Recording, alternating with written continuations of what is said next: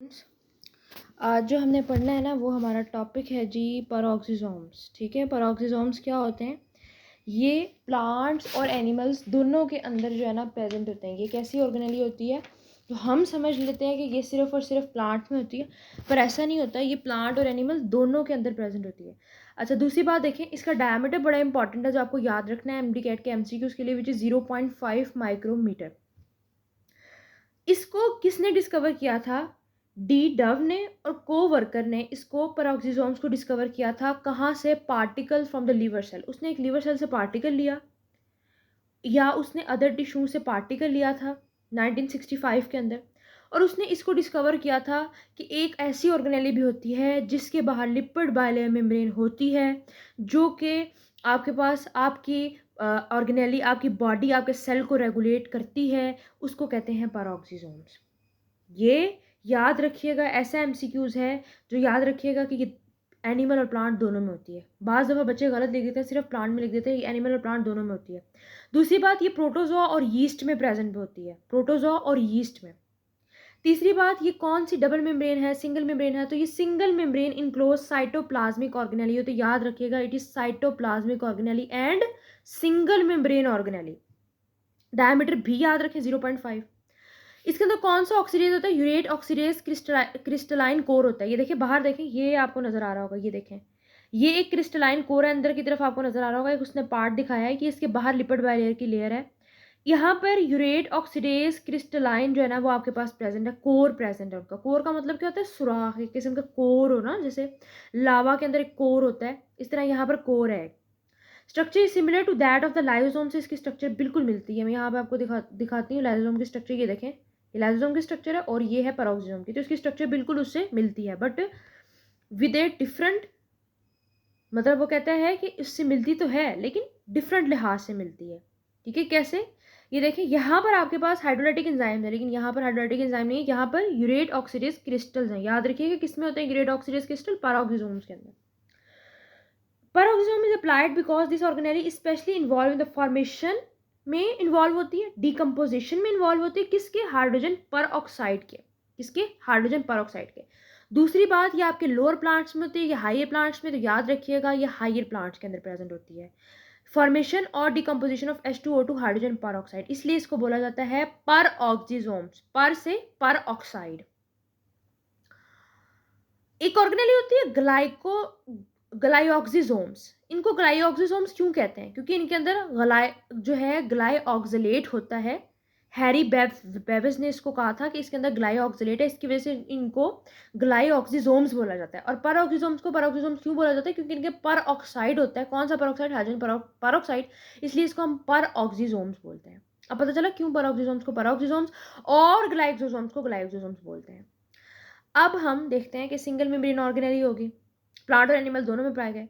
इसके अंदर oxidative enzymes हैं, रिच ऑक्सीडेटिव एंजाइम्स। कौन से? पैरोक्सीडेज। इसके अलावा कौन से? कैटालेज। इसके अलावा कौन से? ग्लाइकोसिडिक एसिड ऑक्सीडेज एंड दूसरे एंजाइम्स भी होते हैं, लेकिन ये तीन मेन होते हैं जो याद रखने होते हैं एमडी कैट में। कैटालेज क्या करता है? आपके हाइड्रोजन पर ऑक्साइड को ब्रेक डाउन करता है। किसके अंदर? आपके वाटर और ऑक्सीजन के अंदर। यानी हाइड्रोजन पर ऑक्साइड है, उसके अंदर आपके पास एज ए रिटार्डर के तौर पर जो एक्ट करता है वो कैटालेज है। कैटालेज एक एंजाइम है जो उसके अंदर डाला जाता है ताकि हाइड्रोजन पर ऑक्साइड टूट फूट जाए वाटर के अंदर और ऑक्सीजन के मॉलिक्यूल्स के अंदर।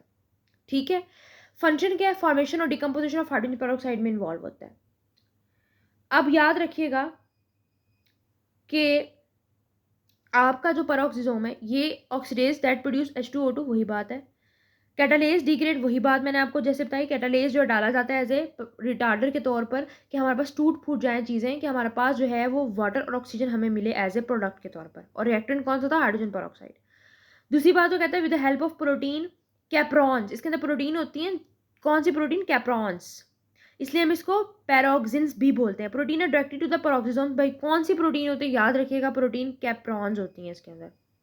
Function H2O2 metabolism and detoxification, formation and decomposition of hydrogen peroxide, help in photorespiration in plants, biosynthesis of lipids, cholesterol and dolicol are synthesized in animals, synthesis of bile acid in liver। आपके लिए जो important है वो ये synthesis of bile acid liver, synthesis of plasmalogens यानी प्लाज्मेलोजन यानी myelin sheath की synthesis.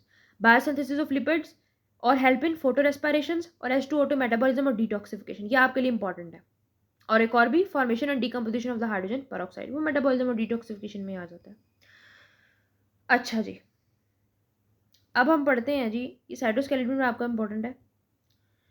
अब इससे हटकर हम जरा मेजर डिफरेंस देख लेते हैं आपके कंपार्टमेंट्स और आपके इसमें। प्लाज्मा मेम्ब्रेन ट्रांसपोर्ट करता है आयंस को और मॉलिक्यूल्स को। साइटोसोल क्या करता है, कार्बोहाइड्रेट, लिपिड्स और अमाइनो एसिड्स के अंदर होता है, ये मेटाबॉलिज्म करता है। माइटोकॉन्ड्रिया एनर्जी प्रोडक्शन करता है, एटीपी जैसे। Endoplasmic reticulum synthesis of proteins और लिपिड्स करता है। गोल्जी एपरेटस आपकी मॉडिफिकेशन और सॉर्टिंग ऑफ प्रोटीन करता है। लाइसोसोम आपकी सेलुलर डाइजेशन करता है, ठीक है। अच्छा, अब इसके अलावा एक चीज़ देखते हैं, साइटोस्केलेटन। साइटोस्केलेटन क्या होता है, वो कहते हैं सिस्टम ऑफ फाइबर्स, एक ऐसा फाइबर्स का सिस्टम होता है जिसको हम साइटोस्केलेटन बोलते हैं, that only maintain the structure of the cells. हम इसको क्यों यूज़ करते हैं, क्योंकि हमारे बेसिकली जो पूरा का पूरा स्ट्रक्चर होता है वो इसके ऊपर मुनहसर करता है। तो हमारे स्ट्रक्चर को जो है ना ये मेंटेन करने के लिए हम जो है ना ये साइटोस्केलेटन्स को यूज़ करते हैं। तो बेसिकली साइटोसोल जो है हमारी बॉडी के अंदर जो साइटोसोल होती है वो कंटेन करती है एक cytoskeleton fabric structure which is cytos which is microtubules, microfilaments and intermediate filaments. अब जरा इनमें डिफरेंस देखेंगे हम, क्या होता है ये।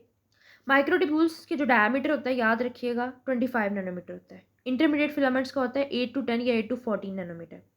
माइक्रोट्यूब्यूल्स का 25, इंटरमीडिएट फिलामेंट्स का 8 to 10 या 8 to 14 नैनोमीटर। माइक्रोफिलामेंट्स को हम एक्टिन फिलामेंट्स भी कहते हैं। 7 नैनोमीटर इसका जो होता है ना माइक्रोफिलामेंट्स का डायमीटर होता है। प्रोटीन देखें, माइक्रोफिलामेंट्स में एक्टिन, ट्रोपोमायोसिन, ट्रोपोनिन।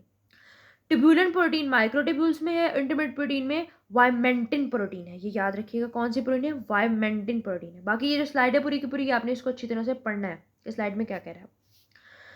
अब वो कहता है कि एक और है आपके पास विच इज फंक्शन बताते हैं इसमें। Microfilaments internal cell motion, cyclosis, cytoplasmic streaming movement और एम्बाइड मूवमेंट में हेल्प करता है। माइक्रोट्यूब्यूल्स आपके centriole, basal body, cilia, flagella, spindles बनाते हैं। मेंटेनेंस ऑफ सेल शेप कौन करता है, इंटरमीडिएट फिलामेंट्स। एमसीक्यू बड़ा इंपॉर्टेंट है, मेंटेनेंस कौन करता है, ठीक है। अगर वो कहता है, ये देखिए वो कहता है in their absence cell rupture more easily and when they are abnormal in human bilaterally in common। तो कहता है protein that make up intermediate filaments cell type specific, ये मेकअप करता है यानी मेंटेनेंस करता है सेल शेप की, और सेल को बनाता है। मेकअप भी सेल का यही करता है, मेकअप। मेकअप का मतलब वो मेकअप नहीं जो मुंह पे लगाते हैं, मेकअप का मतलब बनाना। अब इसका ओवरऑल फंक्शन देखें, मूवमेंट ऑफ क्रोमोसोम्स, ठीक है, सेल की मूवमेंट, ठीक है, process that move secretion granules in the cell, ठीक है, movement of protein within the cell के अंदर जितनी भी प्रोटीन की मूवमेंट होती है वो भी ये साइटोस्केलेटन ही करते हैं।